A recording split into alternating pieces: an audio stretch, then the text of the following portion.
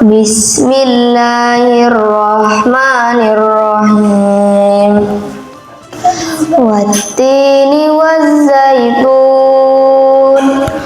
wa turi sinin wa hadzal baladil amin. Laqad khalaqnal insana fi ahsani taqwim. Tsumma radadnahu asfala safilin. Illal ladzina amanu wa 'amilus solihati falahum ajrun ghairu mamnun. Fama yukadzibuka ba'du biddin. Alaihissallahu bi ahkamil hakimin.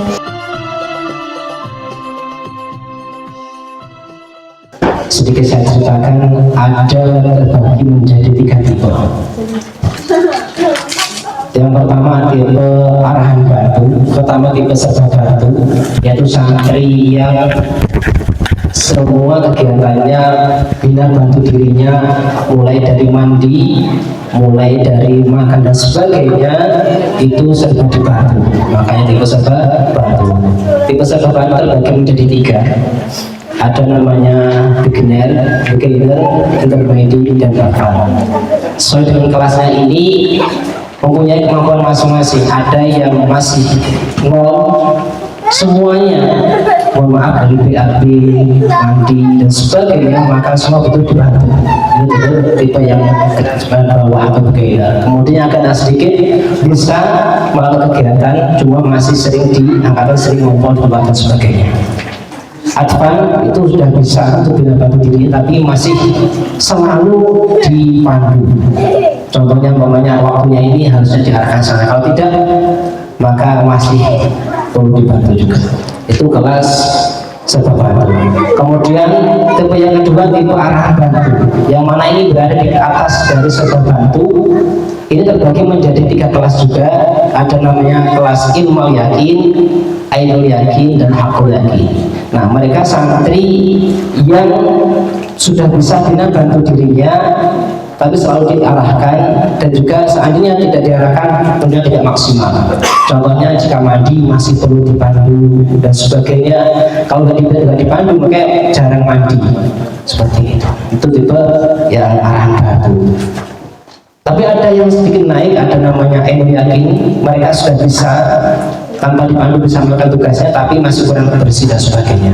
Untuk hakul yakin sudah bisa semuanya, tapi masih belum baik, masih perlu diarahkan terus. Kemudian tipe yang ketiga adalah tipe mandiri. Nah, tipe mandiri ini terbagi menjadi 4 kelas. Yang pertama ula, usto, kuliah, dan takhasus. Ini sesuai dengan kelas pada umumnya SD, SMP, SMA, dan juga udah lulus dari SMA ini perkenalannya. Jadi di sini berbagai macam santri. Yang sudah saya sampaikan tadi di awal, bahwasanya kami fokus menangani anak berkebutuhan khusus dan rehabilitasi. Baik itu yang dari kecil seperti autism dan sebagainya, maupun rehabilitasi karena masalah sosial seperti broken home, permasalahan keluarga, atau permasalahan hubungan anak hasil bully di sekolah, dibully akhirnya mempunyai penyakit trauma, sehingga di rumahnya sering melampiaskan pada ayah ibunya, bahkan memukul orang tuanya. Mereka dibawa sini harapannya menjadi lebih baik. Nah, kemudian ada anak-anak seperti IQ yang rendah dan sebagainya, bahkan ada IQ yang tinggi juga, yang mana biasa di masyarakat menjadi permasalahan. Nah, di pondok pesantren yang ini kami menahan seperti itu. Mudah-mudahan ini bentuk ikhtiar kami untuk memohon rahmat Allah, karena mungkin beberapa anak ditolak di pondok pesantren ini dan sebagainya. Nah, kami berusaha untuk mengambil bagian ini. Mungkin di pondok pesantren sana ditolak, di sini kami berusaha untuk mudah-mudahan meridhoi untuk bisa menjadi ikhtiar kami mendekatkan diri kepada Allah. Seperti ini sedikit cerita tentang akhirnya kita tentang anak-anaknya.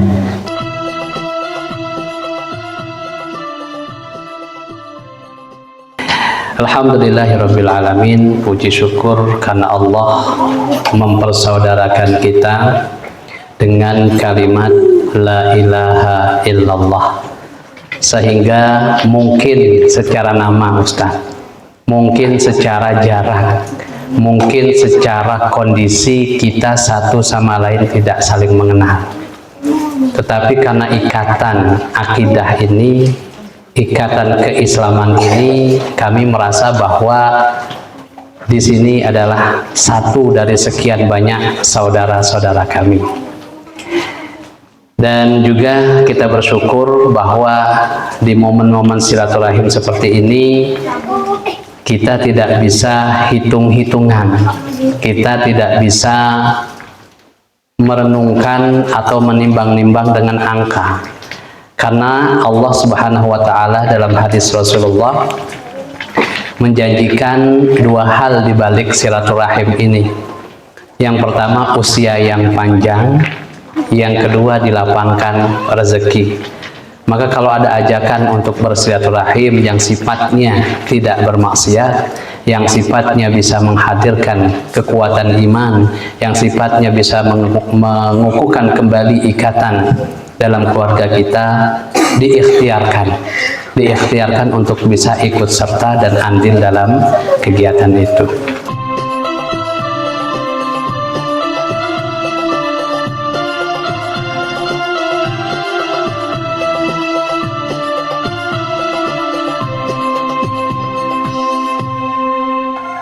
Kami teringat bahwa ilmu yang ada pada kita itu seperti tongkat yang dimasukkan selep ke dalam air, ditarik selep, hanya ada beberapa tetes. Kemudian dalam buku kami yang kami tulis SSD, Self Spiritual Face, kecerdasan spiritual diri, saya simpulkan ilmu itu seperti air. Tadi manusianya sudah untuk kami buat baik dulu ya. Berarti sekarang kami tinggal memberikan ilmu kan, begitu kan?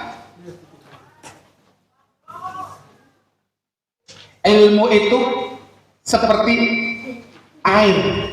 Maka ketika ilmu itu seperti air, kami menjadikan air itu tinggi, meninggikan air, memuliakan air, supaya apa? Supaya air itu bisa mengalir. Kan begitu. Ilmu tadi sama dengan air. Maka kami coba untuk tempatkan ilmu itu di tempat yang tinggi dan dimuliakan. Ada tiga hal yang kami tinggikan, kami muliakan.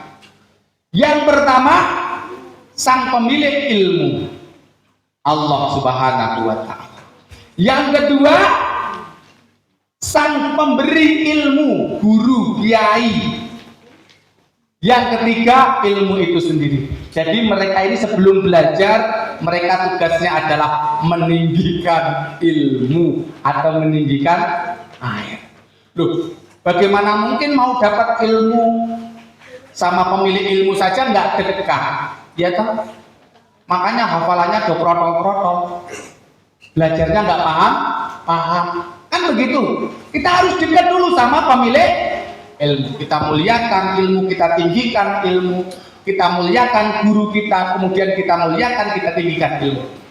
Kalau sudah demikian, sudah kita lakukan, ilmu sudah ada di tempat yang tinggi, air sudah mengalir, siap mengalir. Nih kan, berarti airnya sudah siap mengalir ke sini. Permasalahannya, ketika air sudah mengalir, kita sebagai santri, kita sebagai penuntut ilmu, apa yang harus kita lakukan, Ustaz?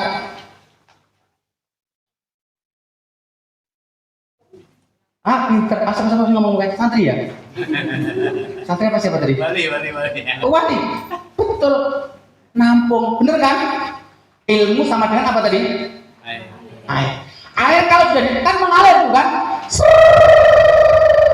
Apa yang harus kita lakukan sebagai penuntut ilmu? Menyiapkan wadahnya, betul tidak? Bukan mencari ilmu, menyiapkan wadahnya. siapkan. Loh, kok airnya nggak masuk-masuk? Belajar sekarang lupa, belajar kemarin ya nggak tahu kemana. Berarti airnya nggak masuk tadi itu, betul nggak? Berarti apa yang salah? Apa yang salah? Bisa jadi nggak punya wadah, betul?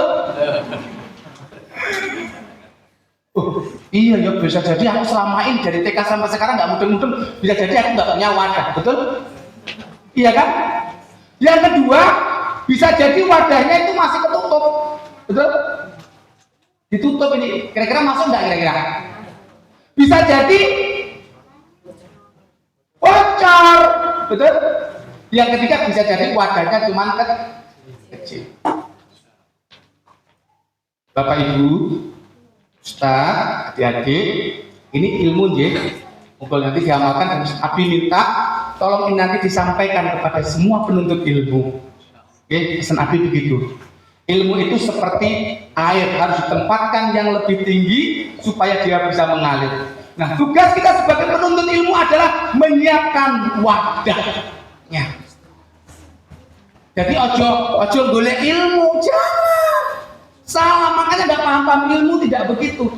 Ilmu hanya ditempatkan yang tempat yang lebih tinggi. Jangan dicari, nggak akan dapat.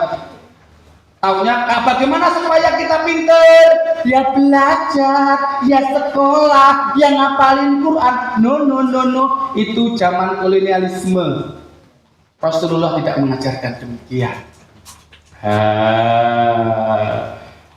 Ini wali santrinya masih banyak lagi, cuma segini tak? Segini, hanya 19. Masya Allah, betul dengan diajak segini. Nah, Bapak Ibu, berarti yang kita butuhkan apa? Wadah, betul? Yang kita butuhkan apa? Wadahnya. Wadah itu ada dua, versi SSG, versi buku saya. Ya. Yang pertama, wadah yang berbentuk ruhiyah, wadah yang berbentuk jasad dia. Apa tadi? Wadah yang berbentuk jasad dia itu adalah bentuknya bisa dilihat, bisa dirasakan, bisa dites.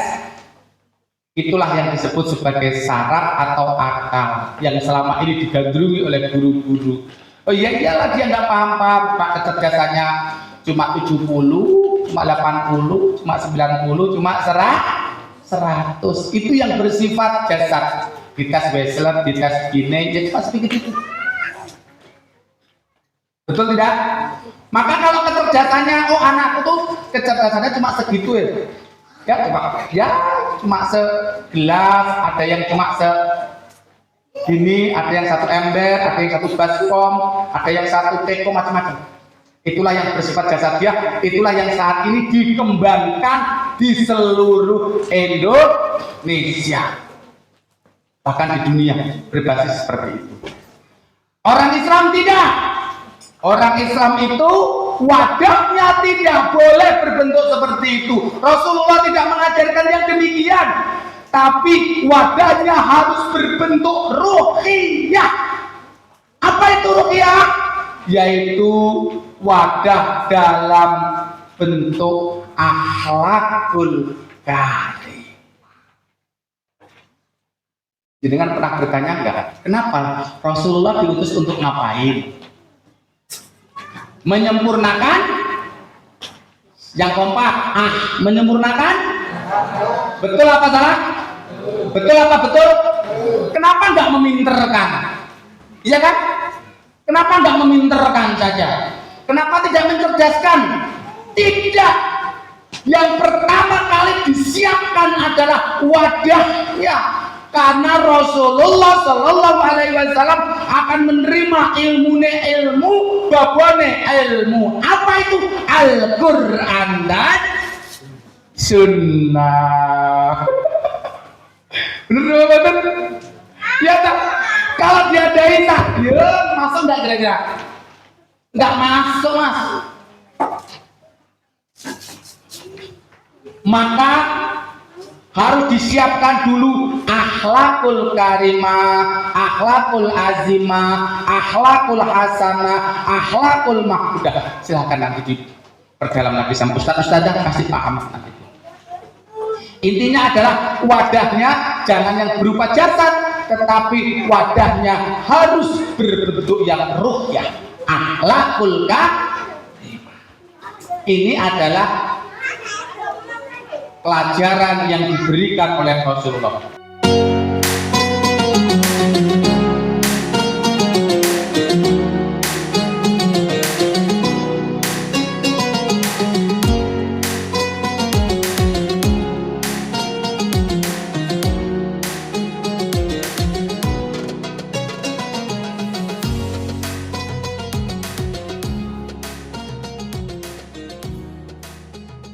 Dokter kan sangat ribet banget ya.